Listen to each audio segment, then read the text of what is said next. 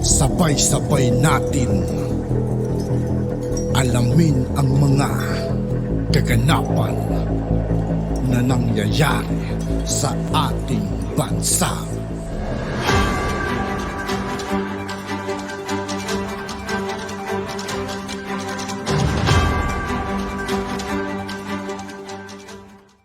Yo, what's up mga kaibigan? This is I2K po again. Ngayon nandito naman ulit tayo sa channel ni Pinas News Insider. Dito naman ulit tayo magbibigay ng komento at reaksyon. Kaya samahan nyo ako guys. Let's go! Ito ang balita ngayon na hindi pa pinalalabas ng mainstream media. Good news! Nagkaroon ng courtesy call ang pinakamayamang pamilya sa buong mundo kay President Bongbong Marcos Jr. na nire-represent ng isang royalty ng House of Saud na si Prince Faisal bin Farhan Al Saud, Minister ng Foreign Affairs ng Saudi Arabia. Ano kaya ang layunin nito sa kanyang pakikipag-meet kay President Bongbong Marcos at bakit kaya hindi ibinalita ng mainstream media ang pinag-uusapan nila sa... Yan ang problema sa mga mainstream media mga kaibigan. Kung good news kung para sa Pilipinas yung nagagawa ng ating mahal na Pangulo, hindi nila binabalita. Di ba? Publiko. Pero bago natin simulan ng balita, Sa lahat ng hindi pa nakasubscribe mga kaibigan kay Pinas News Insider, mag-subscribe na po tayo at huwag nyo rin pong kalimutan mag-subscribe dito sa aking channel. ang ito, please huwag kalimutang mag-subscribe at i-click ang notification bell para mas maging updated pa kayo lalo sa lahat pa ng bagong videos na i-upload namin.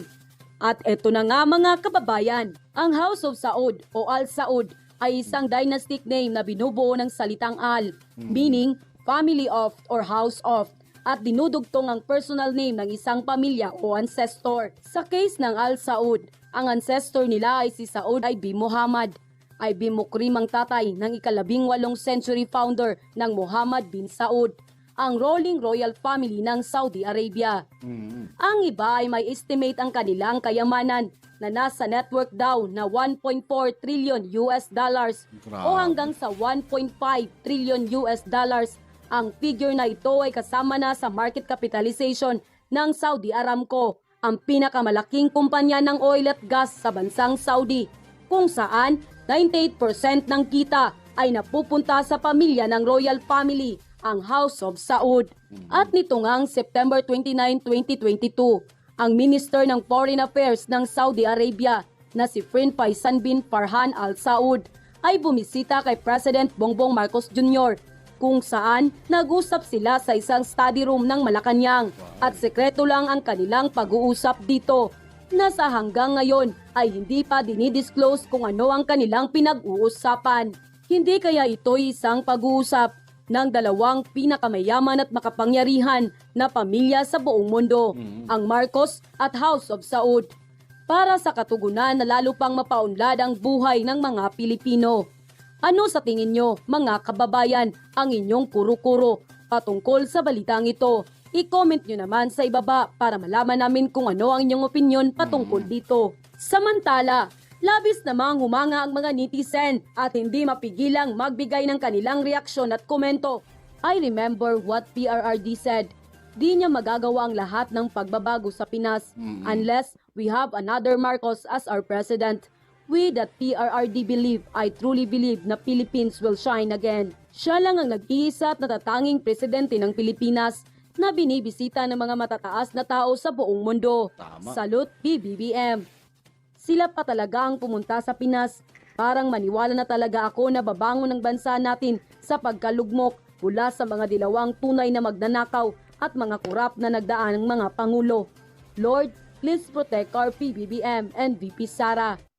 Happy New Year po sa ating lahat. 2023 na. At dahil unang vlog natin ngayon taon ay super special, ang guest naman natin ay si DepEd Secretary Vice President Sara Duterte. Happy New Year, Mr. President. Matagal na tong video na to. Itong part na to mga kaibigan.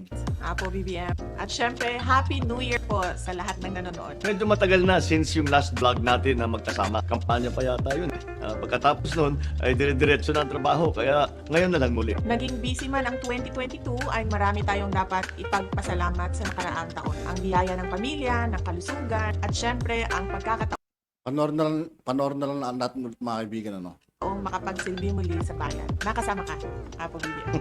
Isang mapagpalang taon ang lumipas para sa atin at sa bawat pamilyang Pilipino. Hinarap at napagtagumpayan ang bawat pagsubok na dumating sa atin. At ngayon, bilang nagkakaisang bayan, ay nasa landas na tuloy-tuloy ang pagbabangon. Ngayong 2023 ay sigurado akong mas maraming nag-iintay sa atin na mga pagkakataon at opportunity. Kaya bukod sa luck o swerte, ay dapat laging may kasamang hard work at pakikipagtulungan. Ngayong bagong taon ay naipon ang mga mensahe ng mga netizens natin sa social media. May mga katanungan at request, kaya isa-isahin natin.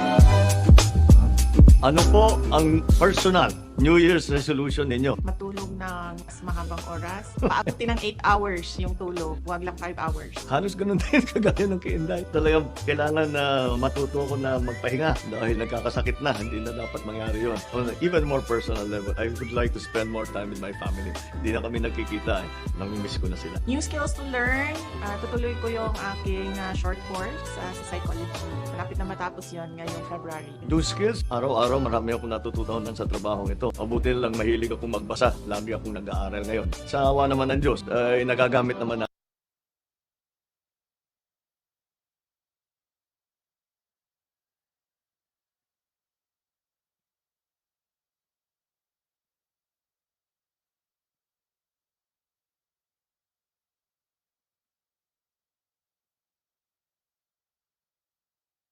Nadarating.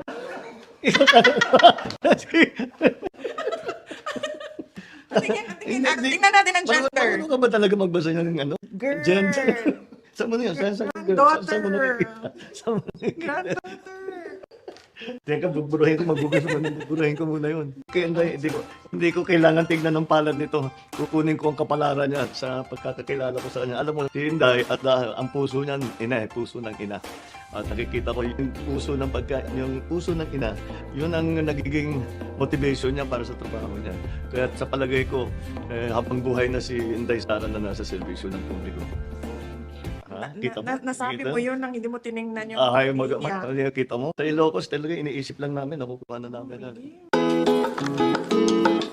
Ano naman po ang pangarap ninyo para sa bayan ngayong 2023? Ako, I always pray every day kapag naka-quiet time ako for a strong, successful, and stable Philippines. Well, ako naman siguro ganun din. Sana paganda ng paganda ang buhay ng bawat Pilipino. Nagkakaisa ang Pilipinas para sa ikabubuti ng lahat. Yan ang aking pangarap para sa taon na ito, sa aking palagay.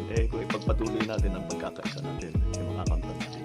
Sa pagpasok po ng 2023 ay wala kaming duda na ang ating pagka-Pilipino ang siyang magdadala sa anumang naisin nating marating. Basta patuloy ang pagkakaisa, At pagmamahal sa bayan, siguradong tuloy-tuloy ang ating pagbabago. At yun na nga At yun nga po mga kaibigan, dito po nagtatapos ang ating reaction video. Muli ako po si I2K ng Sundalo ng Dunggalo at 811. Maraming salamat sa patuloy na pagsuporta. Yeah, peace out.